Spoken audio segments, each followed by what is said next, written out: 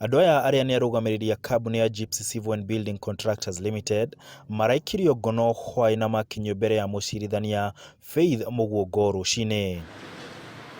Ivy Kimani Wangari, Joseph Kimani Gasha, Mary Wanjiru Gasha, George Gasha Kimani na Kevin Munyiri Kimani nĩ makanire thitango ciothe na marekererio na bail ya mirioni 2 o mũndũ. Be alive to the nature of the offences herein and the penalty that each of the offences attract.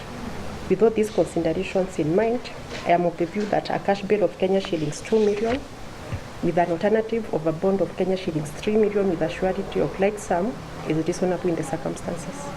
Wakiri wao Levi Munyiri nĩ ekũhoete igoti rĩmanyihirie bondi kuona nĩ andũ a mũciĩ ũmwe na matirĩhĩtwo marĩhi maingĩ ma mawĩra marĩa marutĩte. Igoti rĩtuire atĩ cira ũcio ũgathiĩ na mbere mweri 23 kiumia gĩũkĩte no mena thikũ 14 cia gũcokia cira riko. Handũ-inĩ ha Inooro TV, njĩtagwo Martin Mũnene.